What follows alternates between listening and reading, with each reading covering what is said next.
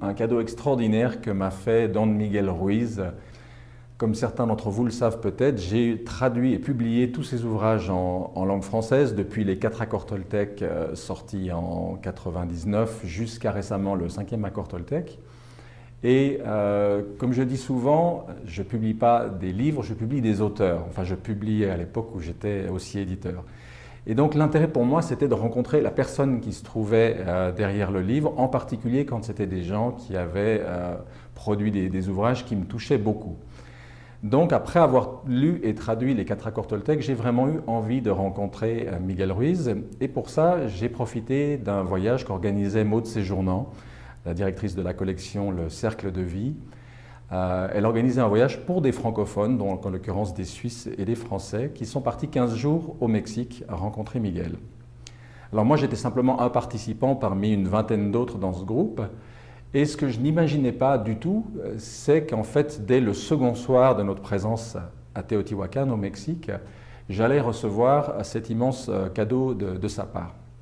Alors cadeau, je le dis aujourd'hui, mais sur le moment, j'avoue que j'ai tout simplement pas compris dans l'immédiat ce qui m'est arrivé, puisqu'un soir, nous étions donc une vingtaine réunis dans cette pièce, et là, il me demande de venir à lui, et puis à un moment, tout d'un coup, me dit, voilà, écoute, j'aimerais que tu t'agenouilles devant telle personne qui avait là sur la gauche, et que tu lui demandes pardon. Alors vous imaginez ma surprise, mon étonnement.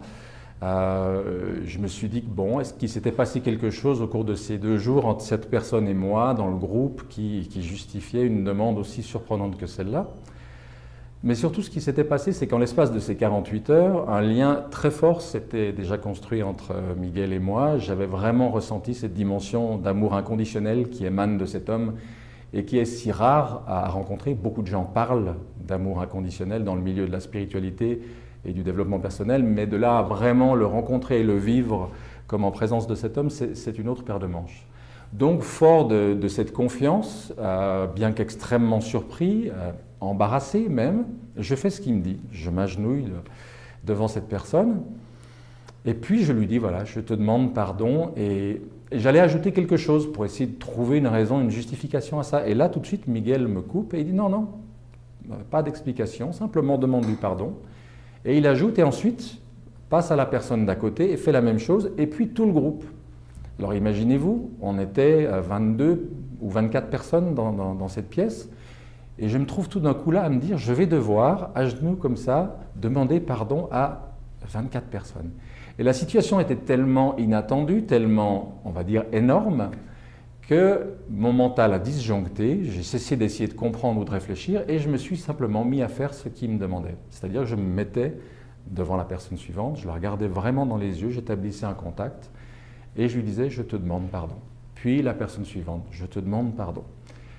Et imaginez-vous, c'était des gens que je ne connaissais pratiquement pas, notre groupe était ensemble depuis 2 jours seulement, on n'a pas encore vraiment l'occasion de tisser des liens. Et je continue à faire ça, et arrivé à la 7e ou 8e personne, là tout d'un coup, je commence à sentir ce qui se passe. À travers ces personnes-là, à travers ces inconnus, j'ai presque envie de dire, qui se trouvaient là, j'ai eu le sentiment que j'étais en train de demander pardon à toutes les personnes que j'ai connues dans ma vie, avec qui il y avait un conflit, avec qui il y avait une tension, avec qui il y avait un unfinished business, comme disent les Américains. Chacune des personnes qui étaient là était comme une icône, comme un symbole. Elle représentait des gens que j'avais connus, vivants ou morts, proches ou éloignés. Et là, j'ai commencé à sentir qu'il se passait des choses très fortes. Et d'ailleurs, les personnes en face de moi aussi, beaucoup avaient les larmes aux yeux, beaucoup étaient extrêmement émus de ce qui se passait dans cette pièce. Et ce qui fait qu'arrivé au bout des 22 ou 24 personnes qui se trouvaient là, j'étais déjà dans un état incroyable, avec une émotion, une sensation très très forte. Et là, Miguel me demande de venir à lui. Et il me dit, maintenant, j'aimerais que tu demandes pardon toutes nos projections négatives, tout ce qu'on imagine qui est responsable de ce qui va mal dans le monde, les terroristes, les forces obscures, le côté noir de la force, on dirait dans la guerre des étoiles. Voilà, demande pardon à ça. Et il ajoute, parce que on utilise ces choses-là comme un prétexte à rester dans la haine, dans le ressentiment ou à vouloir faire une croisade contre le mal. Donc demande pardon à tout ce monde-là, de les utiliser pour garder ton cœur fermé et rester dans tes jugements. Alors j'ai pris un moment, j'ai fermé les yeux et j'ai fait ce qu'il m'a dit. Et puis il m'a dit, troisième étape, maintenant demande pardon à Dieu. Et moi, Dieu, je l'ai compris, venant de lui et dans ce contexte, comme demander pardon à tout ce qui est beau, tout ce qui est lumineux. Ça peut être la vie, ça peut être la nature, pour des gens qui sont athées, ça peut être le cosmos, l'univers, à tout ce qu'il y a d'a priori positif dans le monde, mais qu'on trouve aussi le moyen de juger et de rendre responsable de ce qui ne va pas. Il y a des gens qui disent la vie est mal faite.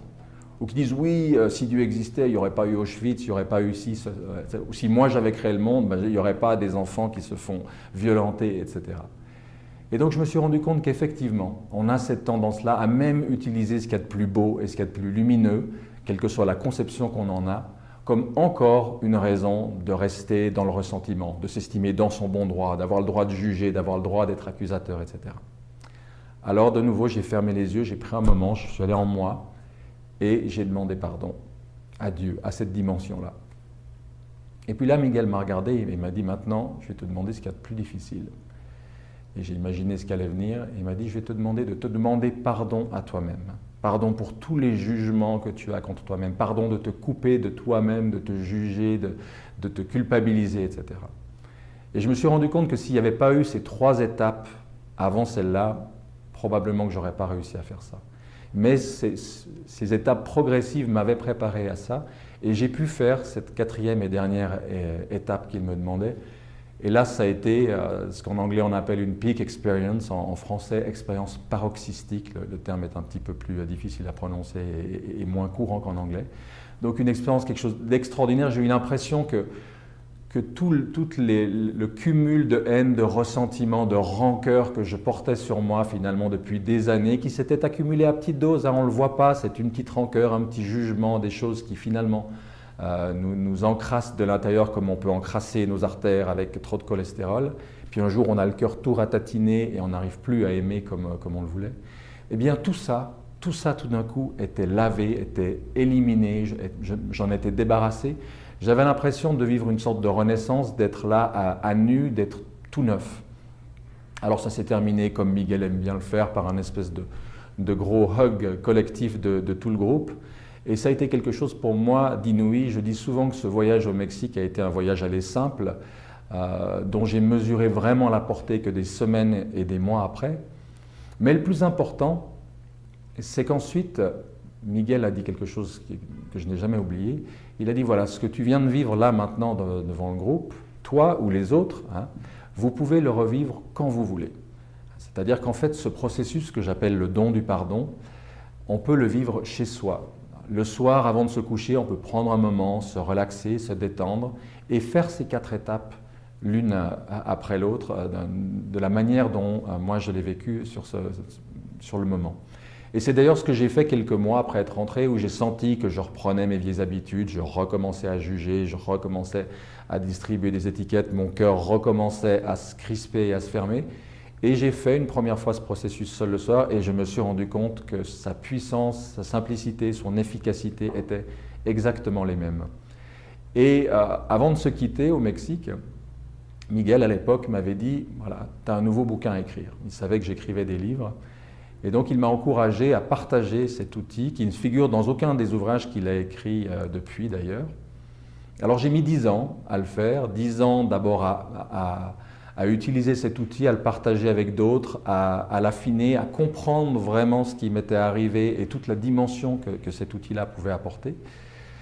Et l'ouvrage est sorti l'an dernier à la fois en anglais et en français. Et c'est une vraie joie pour moi aujourd'hui que de voir que les gens qui utilisent ce processus tout simple arrivent à connaître la même chose. Il y a une vraie magie dans cette façon de travailler dans le pardon, parce que la plupart du temps, on essaye de pardonner aux autres. Et c'est difficile de pardonner, parce que le pardon, le cœur n'obéit pas à la volonté, donc on a envie de pardonner, mais on n'y arrive pas, alors en plus on s'en veut, on culpabilise et on rentre dans un cercle vicieux qui fait que le pardon est quelque chose de très difficile. Sans compter que, mine de rien, nos conditionnements religieux font que le pardon évoque des choses qui sont difficiles pour beaucoup de gens, justement des questions de culpabilité, des questions d'humiliation, etc.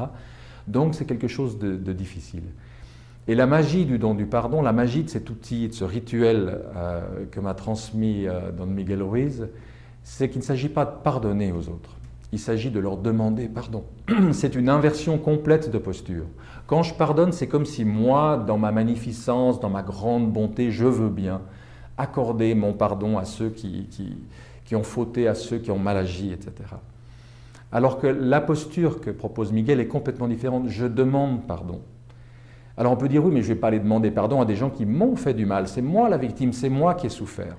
Et là encore, Miguel a une réponse que je trouve extraordinaire, c'est de dire, mais quoi qu'aient fait les autres, quoi que les autres nous aient fait, même s'ils nous ont blessés, même s'ils nous ont fait du tort, nous ne sommes pas des machines. Nous avons encore la liberté d'aimer, la liberté de ne pas fermer notre cœur. Nous ne sommes pas des êtres conditionnés où s'il nous est arrivé une fois quelque chose de douloureux ou même de très pénible, eh bien nous sommes condamnés à rester fermés et à vivre comme ça pendant des années avec un cœur tout ratatiné, dont nous serons les premiers à souffrir. Donc l'outil de pardon qu'il nous propose, c'est vraiment de lâcher quelque chose, et cette demande en pardon, c'est de demander à pardon aux autres, à tout ce qu'on utilise comme raison, comme prétexte pour rester fermé. Et là, il y a une véritable magie. Alors demander pardon, ça ne veut pas dire qu'on donne un blanc-seing à l'autre, qu'on cautionne ce qu'il a dit ou ce qu'il a fait, ce n'est pas ça la question. On peut demander pardon et en même temps derrière, si c'est nécessaire, faire une action en justice. Ce sont deux choses qui sont séparées. Il s'agit de retrouver en fait un cœur sain, guérir son cœur, retrouver la liberté et la capacité d'aimer. C'est un outil pour moi extraordinaire, c'est vraiment pour moi une des clés de la guérison du cœur, et j'ai vu des gens qui avaient des difficultés depuis des années et des années à lâcher des choses qui, avec cet outil extrêmement simple, sont arrivés à pardonner. Soit simplement en ayant entendu parler, soit en l'ayant lu dans le livre, soit en ayant participé à l'un ou l'autre des ateliers rituels que j'anime sur ce sujet. Voilà, c'est un cadeau merveilleux que m'a fait et que nous a fait Miguel Ruiz, et que je me faisais une joie donc de vous présenter